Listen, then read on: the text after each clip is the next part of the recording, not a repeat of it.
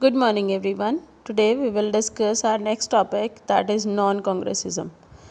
So, yesterday we have discussed कि what happened before 1967 election in country and what decisions were taken by the Indira Gandhi. ठीक है, तो उनके against जो है लोग प्रोटेस्ट करने स्टार्ट हो गए थे because of the unemployment, price rise.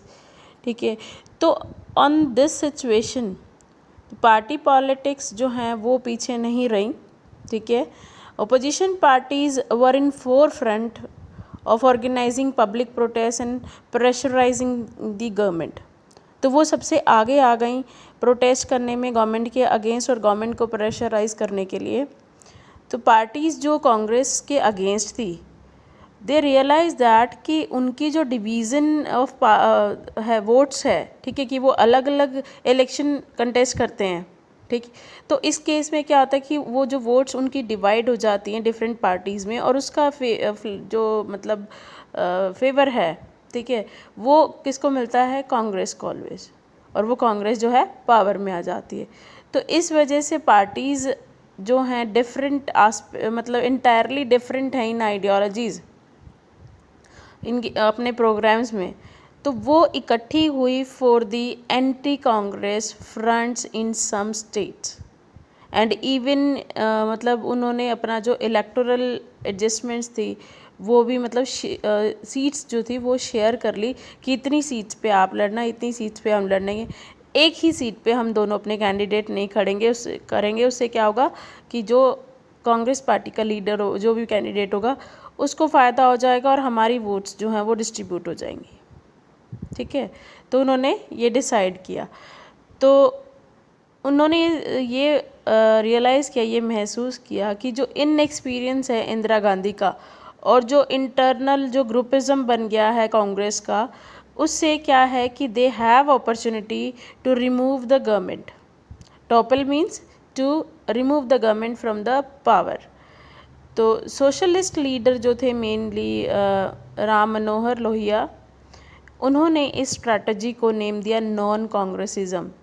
Means कि कांग्रेस के अलावा जितनी भी पार्टी थी वो इकट्ठी हो गई कांग्रेस को मतलब पावर से बाहर रखने के लिए. तो he also produced a theoretical argument in its defence.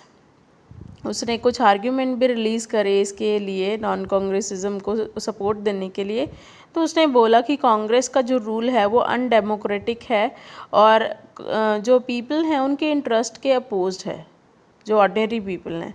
तो इस वजह से हम इकट्ठे हुए हैं नॉन कांग्रेस पार्टीज़ और ये ज़रूरी है for the recovering democracy for the people.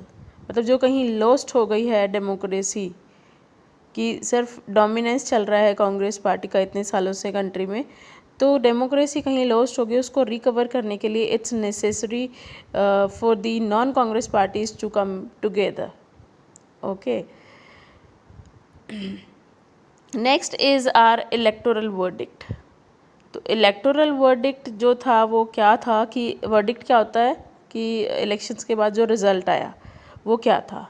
तो ये जो मैंने आपको अभी बात बताई नॉन कांग्रेसिज्म जो या ये लोगों ने जो प्रोटेस्ट करना शुरू किया था, these are before the 1967 election. तो ये सिचुएशन अराइज हुई थी. तो now we are going to discuss about the result of election 1967.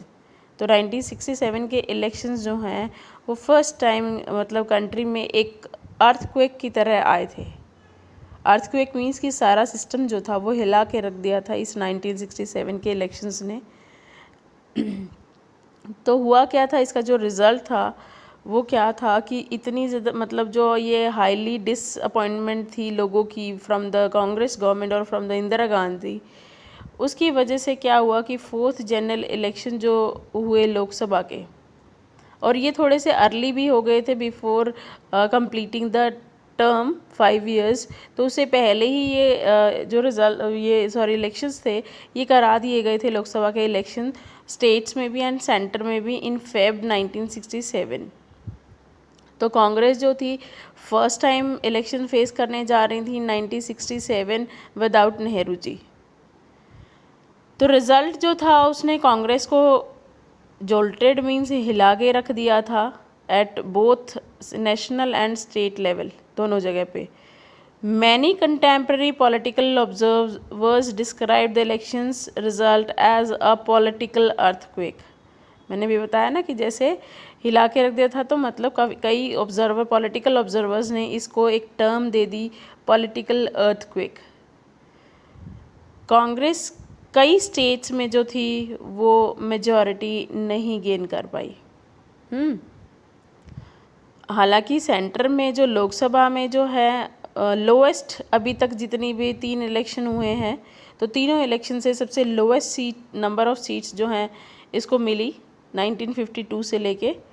तो अब half the minister in Indira Gandhi's cabinet were defeated.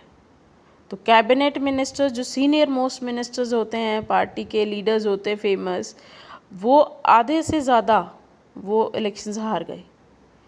और political stalwarts who lost in their constituencies including Kamaraj in Tamil Nadu, S K. Patil in Maharashtra, Atulya Ghosh in West Bengal and K.B. Sahai in Bihar.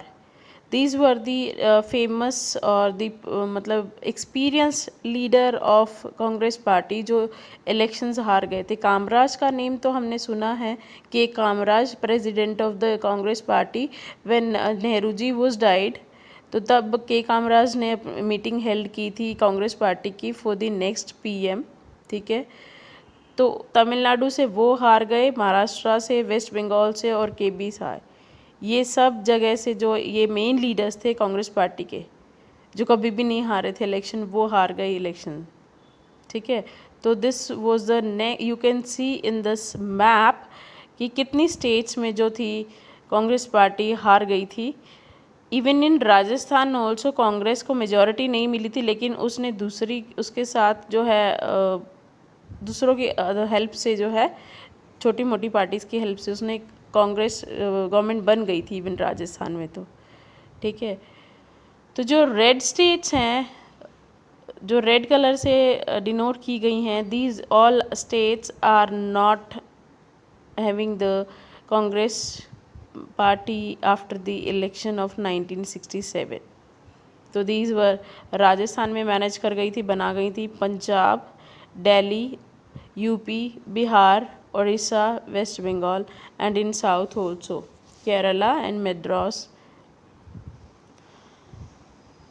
तो first time हुआ था इतनी 7-8 states में जो है, 9 स्टेट्स थी ये, 9 स्टेट्स में जो है फर्स्ट टाइम कांग्रेस पार्टी नहीं आई थी। तो जो मतलब एक सिचुएशन थी, मतलब स्टेट्स में पहली बार ये होता, सेंटर में तो फिर भी वो मैनेज कर गई थी, लेकिन अपनी टैली लिस्ट में सबसे नीचे आ गई थी कि 1952 से लेके सबसे कम नंबर ऑफ सीट्स जो हैं इस बार आई थी कांग्रेस के हिस्से में। तो सबसे ज़्यादा जो ड्रामेटिक चेंज हुआ वो हुआ स्टेट लेवल पे। ठीक है, तो 7 स्टेट्स में इसने अपनी मेजॉरिटी जो है वो लूज़ कर दी कांग्रेस पार्टी ने, और दूसरी 2 अदर स्टेट्स में डिफेक्शंस जो थे उन्होंने प्रिवेंट कर दिया इसको गवर्नमेंट बनाने से। तो इस वजह से 9 स्टेट्स हो गई जहाँ पे कांग्रेस जो थी he lost power, and these were Punjab, Haryana, UP, MP, Bihar, West Bengal, Orissa, Madras, Kerala. तो in Madras states now it is known as Tamil Nadu, a regional party DMK, the very old party DMK, Dravida Munnetra Kazhagam, came to power by securing a clear majority. The DMK won power after having led a massive anti-Hindi agitation by students against the center on the issue of imposition of Hindi as a official language. तो जो DMK जो थी उसने एक ही अपना anti Hindi agitation means protest किया था कि जो हिंदी को जब ऑफिशियल लैंग्वेज डिक्लेयर किया गया था तो साउथ में सबसे ज़्यादा इसके अगेंस्ट प्रॉब्लम थी, क्योंकि they were not aware about the Hindi, तो उन्होंने कभी पढ़ी ही नहीं, तो वो ऑफिशियल लैंग्वेज के अगेंस्ट थे। ठीक है, तो यही एक इशू रहा था मेन DMK का इलेक्शन जीतने का इन मद्रास और इन तमिलनाडु। ठीक है, तो this was a first time any non Congress party had secured a majority of its on in any state. तो ये पहली बार था कि किसी दूसरी नॉन कांग्रेस पार्टी ने मेजॉरिटी गेन करी थी अपने आप किसी स्टेट में। तो जो दूसरी 8 स्टेट्स थी वहाँ पे कोलिशन गवर्नमेंट बनी थी सिर्फ कांग्रेस पार्टी को दूर रखने के लिए। तो non Congress party, different non Congress party साथ आ गई थी, कोलिशन गवर्नमेंट फॉर्म हुई थी। तो एक पॉपुलर सेइंग है, कहते हैं कि अगर जो ट्रेन दिल्ली से हावड़ा चलती है, Howrah is in Kolkata now, I mean name of Calcutta is now Kolkata, तो हावड़ा जो है दैट इज़ इन कोलकाता। तो दिल्ली से जब हावड़ा कोई ट्रेन मतलब है जो वो पास करती है तो इन सारी स्टेट्स में से होके जाती है। तो कहते हैं कि the train from Delhi to Howrah and not pass through a single Congress ruled state. तो किसी भी एक मतलब जब पास हुई तो कोई भी ऐसी स्टेट नहीं थी जो कांग्रेस का जहाँ पे रूल था। ठीक है, हाँ जी। तो it was strange feeling for those who were use to seeing the Congress in power, जिनको अब हैबिट हो गई थी कांग्रेस को पावर में देखने की, उनके लिए ये फीलिंग थोड़ी स्ट्रेंज थी। तो क्या was the dominance of the Congress over? तो क्या इसे हम कह सकते